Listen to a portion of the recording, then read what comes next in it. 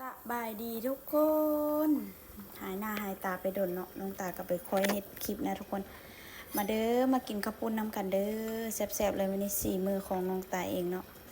นี่เบิ่งนี่เข้มข้นคักขนาดเลยเฮาเอาป่านะทุกคนเฮ็ดน้ำมันเนาะเอาป่าแล้วก็เสื้อตีนไก่กับมีลูกซีนนี่ป่าก็เสื้อหลายๆแบบมีแต่เนื้อเน้นๆเลยแล้วก็เสื้อลูกข้างหมูเนาะน่าจะน่ากินแห้งตีนไก่กับต้มแบบไปเปื่อยเลยนะทุกคนมาเด้อมากินน้ำกันเด้อตอนนี้กำลังฟดเนาะใกล้จะแล้วแต่ว่าตอนเฮ็ดทันน้องตาบ่ได้ถ่ายให้เบิ่งเนาะมาถ่ายตอนผสมเอียงแล้วเป็นเทียมห้อยแล้ว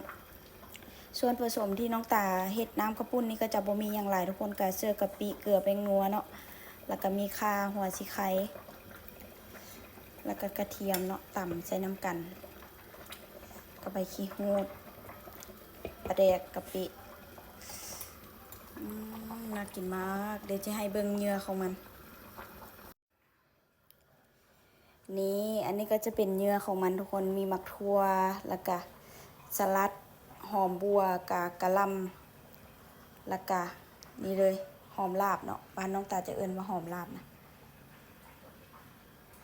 ตอนนี้ยังเหลือท่าแต่เส้นเนาะหม้อของเฮาฟดบวอยู่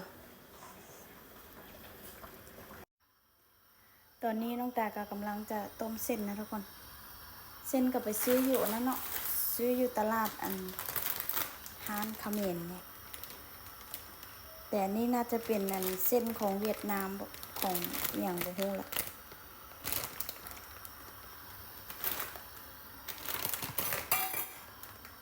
คล้ายๆคือกับเส้นข้าวปุ้นอยู่บ้านเฮาเลย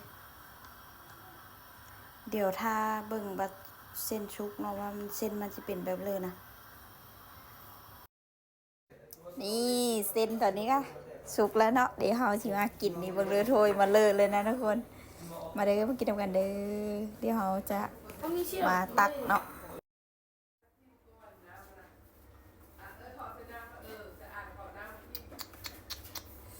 ว้าว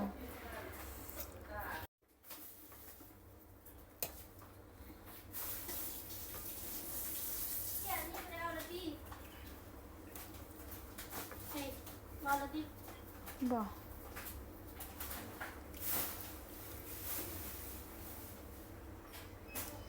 เราต้องเอาตีนเยอะๆนะ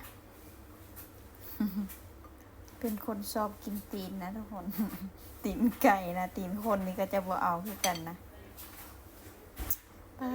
มาเด้อเตรียมพร้อมแล้วเด้อวันนี้เขาบ่เอาซีนเนาะเขาบ่หมัก